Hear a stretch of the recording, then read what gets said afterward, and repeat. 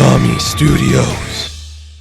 Hello everyone and welcome back to another episode of Toy Talk, and we're going to be talking about the Haslab Sentinel, which is something I'm very excited to talk about because I got a lot of opinions on it and I cannot wait to share them with you guys. Before we get into that, I figured I would show off some of the stuff I got in a recent haul. I was able to pick up a few things, so I always like to show off that kind of stuff. So let's just show that off, and then we'll talk about the Haslab Sentinel and a couple other things X-Men, Marvel Legends related. So first off, I'll show you some of the graphic novels I picked up, or just collections of a few things actually. First thing here is Fables Volume 2. I was really lucky to find the second volume. I got the first volume a couple weeks ago. I don't know if I said it on this channel that much, but Fables is one of my favorite series, if not my favorite series, and I'm really upset that Vertigo was canceled because it means we're not going to get a lot of books like this again, and that kind of sucks. But Volume 2, I think, is really where the story starts to pick up, and it takes the characters in a different direction. You go to the animal farm, you see a bunch of the animal fables, which is really cool to see, and it's really good stuff. And I also picked up Wonder Woman Earth 1 from Grant Morrison. I want to find a good jumping on point for Wonder Woman, and I'm not sure where that is. And I think in issue 759 coming out either this week or next week, there's a new creative team coming on board, so I figured that's when I jump on. But if I want to go back and pick up some Wonder Woman stuff, I figured I'd start here. Grant Morrison's a talented writer. I heard a lot of good stuff about this run, so it's interesting. I wonder if I'll pick up the rest of the Earth 1 stuff because of this. I'm not sure on that note, but hey, if it's good, I might pick up the rest of the Earth 1 stuff.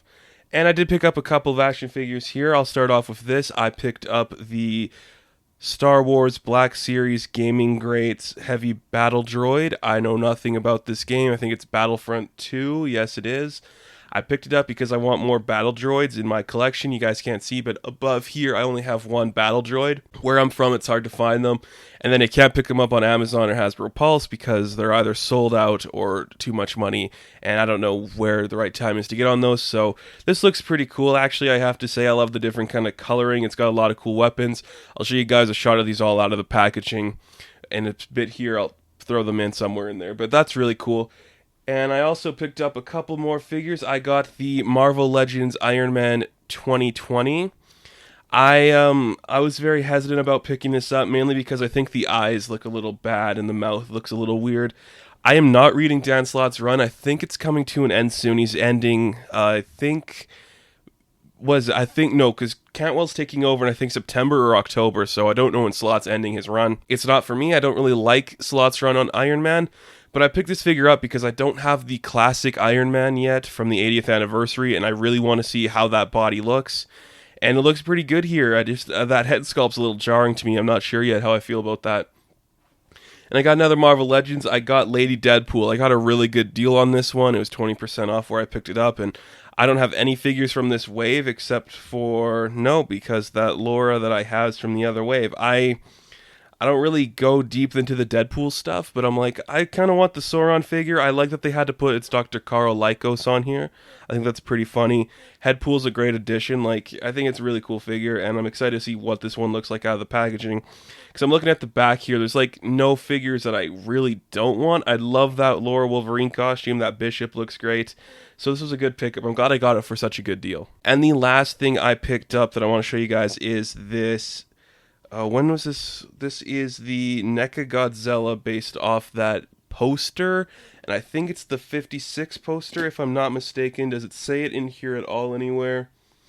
I'm trying to see if it says what poster it's based off of. Yep, 56 poster right on the back there. I love Godzilla. I think those old school kaiju movies are fantastic, and this is one of my favorite looking designs for Godzilla. This figure looks fantastic, and it comes with like a diorama piece so you can make an actual looking poster recreation with the figure, which is really cool to see. And I think this might be a deep dive into NECA's Godzilla stuff for me, so I will have to wait and find out there. I have the video game stuff, now I got this one, and I'm definitely going to get that King Kong they're doing, so I'm like, maybe that's a good place to start. We'll have to see what comes there. If they go deeper, if they can go deeper, I'd love to see other kaiju or even a Neca Godzilla. I think that'd be really cool. But those are all the things I picked up this week. I think they're really cool, and you guys could check them out here. And let's jump into our main topic today, which is the Hasbro has revealed their Haslab project for, is it this year or this times at least? It is a ginormous Sentinel. I think the thing's clocking in at about 26 inches, if I'm not mistaken, from that. And I think it was a reveal we all saw coming from when they kind of teased it a couple, last year at Comic-Con? I don't even remember anymore. It might have been Toy Fair, might have been Comic-Con. Great looking figure. Sadly, I'm not going to put the money down for it, and there's a few reasons for that. The first one kind of being I'm not a big enough fan of the Sentinels to do that. My era of X-Men isn't that 90s nostalgia, earlier stuff. I'm more of the postmodern stuff when it comes to X-Men. The, all new X-Men team going onwards, the Joss Whedon stuff, going past that. That's kind of my thing. And not that the Sentinels don't make their appearances here and there, but it's just not for me. I don't have like that nostalgia feel towards it. And it's a lot of money, and that could be a deterrent for a lot of people too. Which it probably isn't, because a lot of people have put money down on this thing, and I think that's really cool to see. And there's been a lot of backers so far. So I got a few things just on the backers. The first one being, it makes me think that a lot of the people who are buying Marvel Legends happen to be adult collectors, and I don't think that's a bad thing, because then they can start targeting it towards more adult audiences, which I think is kind of where they're going to, because I don't know a lot of kids who are really getting into this, or if they are, they're young adults kind of in their teens. And that's okay, because these figures, just looking at this Lady Deadpool, these figures are very high quality for their price point. And I'm not saying they're all great, because I don't think they're all that great. But I just think they have the younger kind of lines, and I think that's important. But the Marvel Legends line seems like it's really steering towards the adult stuff, especially something like this. I think that's really cool to see. And I like that. And the other thing is, there's no way in hell this wasn't going to be backed. And it was backed really quick. I think it's like the quickest backing for any of the Haslab stuff. Unicron got fully backed. I don't think Cookie Monster got backed, which kind of sucks. But that's okay. And I think that's really cool to see, because this is like the most successful toy line, I think, for collectors. I mean, it has to be, so that's kind of cool to see. But it's very interesting, and I'm very curious to see how it's going to look in the final product. I think it looks big. There's some things with the proportion that look kind of off to me. I think the legs look a little short. I think they could be longer. I'm not really sure how the articulation's going to work, because they said it's 72 points of articulation, but I think a lot of that's just going to be in the movable hands. We'll have to wait and see. And like I said, it was backed really quickly, so we got a bunch of tier stuff we can talk about. First off, with the regular release of the Sentinel, if it didn't meet the rest of the tiers, there would have been a Bastion figure, and the Bastion figure is just your standard 6-inch figure. Again, it's not someone I care enough about to want to go out and buy them. I think it looks nice. It'd be a great addition for a lot of people, so that's really cool to see. But then I think after we get the 7,000 backers, we do that. We get to our next couple backers. We get 2 alternate heads for the Sentinel itself. One of them is the Master Mold head, which I will say this, out of anything we've seen, that's the one that tempts me the most to actually want to buy the figure, because that Master Mold head I think looks really cool. If you put this giant Sentinel on your shelf somewhere, if the Master Mold head, and get like the previous Hasbro or Toy Biz Sentinels surrounding it, I think that would look really cool. That'd be a really fun display, and it's almost enough to make me go like, maybe I should back it. It's not that bad, because I think the shipping is free, which is really cool, but I'm probably not going to do it. And the other thing is, we get a battle damaged head, which is something I'm always hesitant of, because it's like, why is there just battle damage to the head and there's no other damage to like the figure? It'd be cool if maybe we have like an alternate plate on the chest or on the arm where we could do more battle damage. That would be really cool to see. So that one didn't really sell me on it. And I think when it got to tier 9,000, when 9,000 people backed it, which is really cool.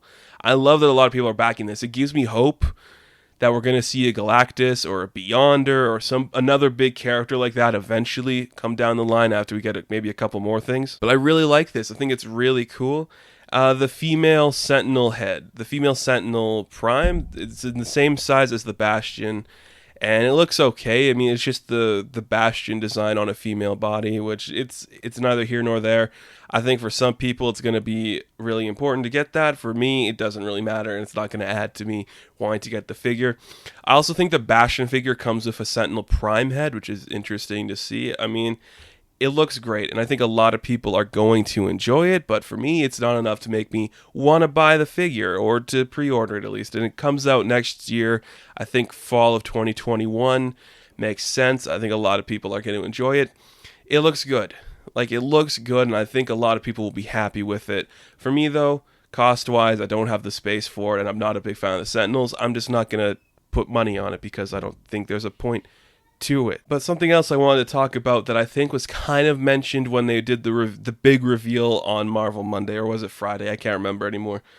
I think they hinted at, and you can correct me if I'm wrong here, but I think I read somewhere, or I saw because I didn't see the live stream, that they were hinting at a House of X and Power of X wave of X-Men figures. That's really cool to me. Regardless of my feelings on the Dawn of X stuff, because I think a lot of it has been kind of lackluster, and it needs to build up more hype if it wants to succeed. That being said, Swords of X is coming out soon. That could be really fun and a really good story, but 24 issues. That's a lot of issues for an event. It's crazy. But a Dawn of X wave of Marvel Legends, I think that's really cool. It also, again, it leans into my thing that a lot of the collectors who are buying this stuff are more adult-oriented collectors, because there's no way in hell you're getting a bunch of young people reading the House of X and Powers of X stuff, because HoX and PoX was so steeped in lore and ideas about the X-Men history and mythos that just, what kind of young reader who's just getting into comics is going to want to start with that, where there's like this weird 9 lives of Moira McTaggart, and who is Moira? How do you get into the stuff of Apocalypse and Mr. Sinister and all these other lives? There's just way too much confusion there. So again, it leads me to think a lot more of the adult collectors are the people buying this stuff. And that's really cool. I'd love to see what kind of figures we could get from a HoX and PoX wave. I'd love to see that classic brown Wolverine come back. A new Cyclops would be really cool. That Marvel Girl costume for Jean Grey, that's her best costume, in my opinion. It looked really great. White costume Magneto would be really cool. It goes without reason that we're probably just going to get one of the Charles Xavier, where he's got the big dome on his head and the plain black costume. That would be a given, and I'm amazed it hasn't happened already. If I'm going to confirm one figure, that's the one that's going to come, because I think a lot of people would like that too. And HoX and PoX, it's a really good series, and I could see why you want to lean into that, because it kind of rejuvenated the X-Men title. So making figures of that, I think it's going to get a lot of new people wanting to see Marvel Legends. They're just kind of seeing the books. I think that could be really fun and interesting, and I like that a lot. I think that's a really fun idea. HoX and PoX is a very interesting set of books, though, so I don't know how that would really help people. I don't know. It's just weird, because it makes me think it's adult collectors buying this stuff, and I'm excited for that. I hope they lean more towards that down the line, because that's really cool.